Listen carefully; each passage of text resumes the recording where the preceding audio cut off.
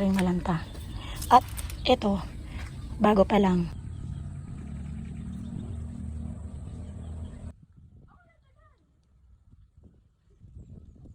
I-harvest ko na. Pwede nang i-harvest. Ito yung kaunahan.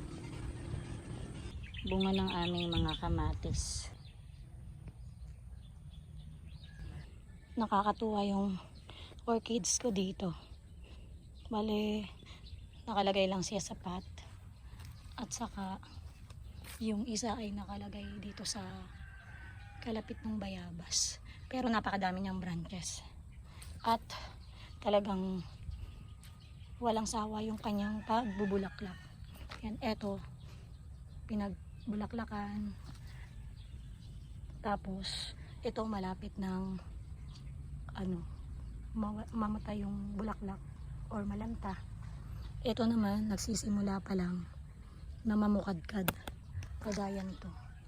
Ayan. Then, ito rin.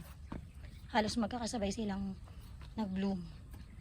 Then, ito, medyo malapit na rin malanta. At ito, bago pa lang. Ayan, kasi hindi pa bumubuka yung iba. Then, dito sa kabila, may another na naman. Mga sumisibol pa lang. Ayan, lahat mga buds pa. Ayan, di ba? Ang ganda nila.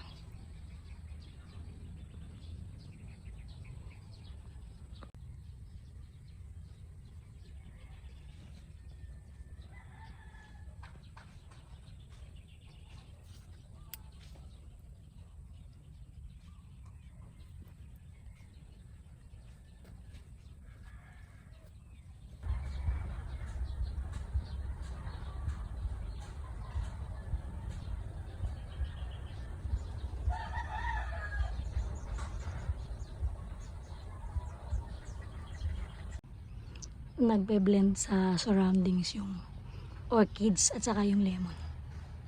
Ayun, yung lemon, ayun pa.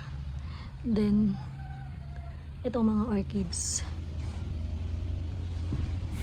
Nakakatuwa lang tingnan na may mga bulaklak ka pagkatapos yung katabi niyang mga namumunga kagaya nitong lemon ay may bunga rin.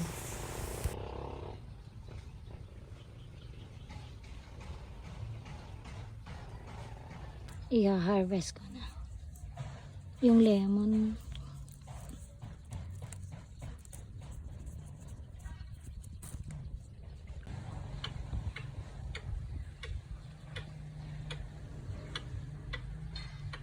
May bisita kang dito sa garden, lumipad mo. At pala hindi ako ngunit. Malapit ng malanta itong orchids na ito, pero may panibagong sumisibol dito.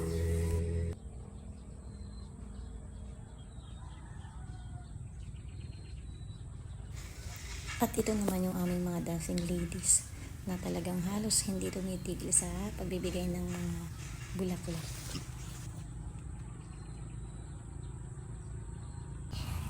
Every time na makikita ko na may nawawala or nalalanta na, palagi pa rin na makikita ko na may bagong sumisibol. What a lovely red rose.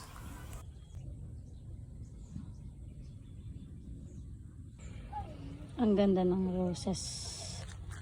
Sabay-sabay na nagsibukahan yung kanyang mga bulaklak.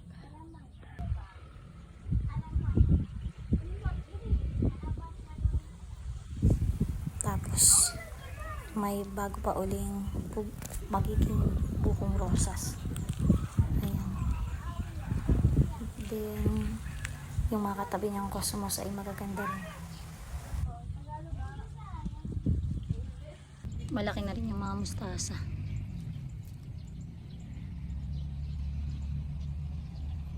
Tsaka may bok choy din.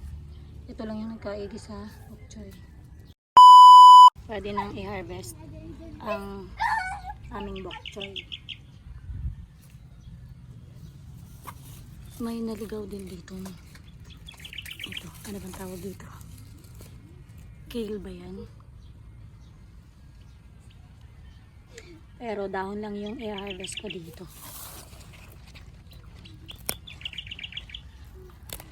Para titingnan ko kung mag-seeds. Para di niya ako bibili ng seeds.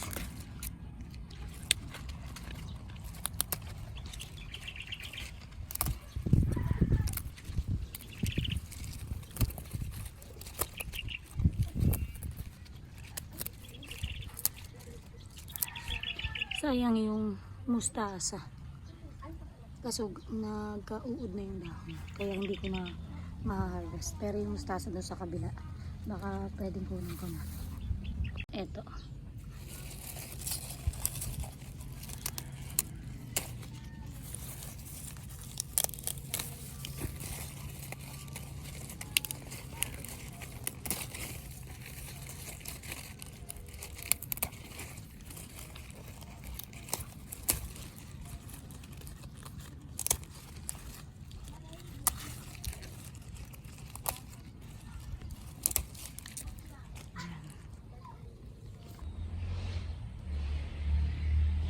Ayun yung kamatis. At saka yung mga lara natin itinanim. May bunga na rin yung lara na o yung sili na tinanim namin dito.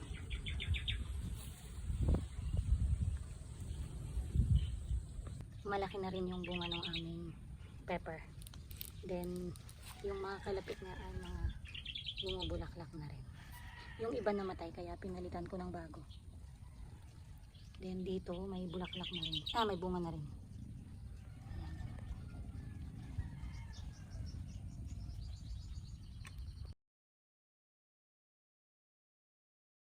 Nalagyan ko na rin ng tali o string itong mga kamatis para hindi natutumba. Nagsisimula na silang lumalaklak.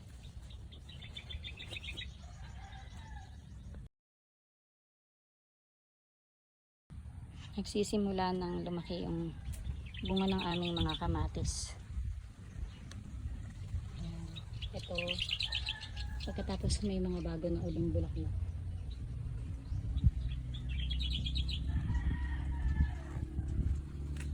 Ito pa. Ang medyo hindi maganda ang tubo ngayon ay yung aming pipino. Ang daming bunga nitong sili namin dito. Yung nakalagay sa Wilkins. Ayan. Nalalagyan kasi namin to ng dala naming kitchen scrap mula sa bahay. Dumarami na rin ang mga hinog na bunga nitong aming mga sili. Mamaya ay i-harvest ko itong mga siling ito para may panglagay tayo sa sausawan.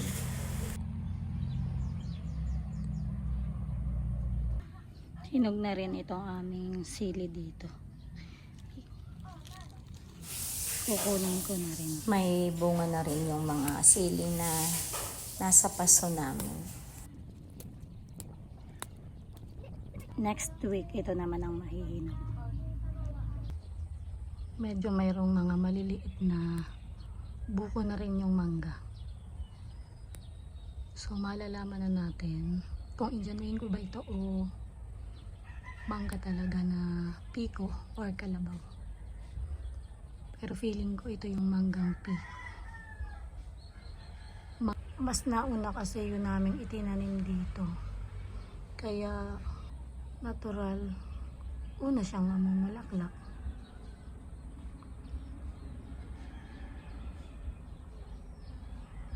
Nakakatuwa, napakababa lang niya. Ayan. Puno na niya kaagad. Oh. Ito yung kaunahan.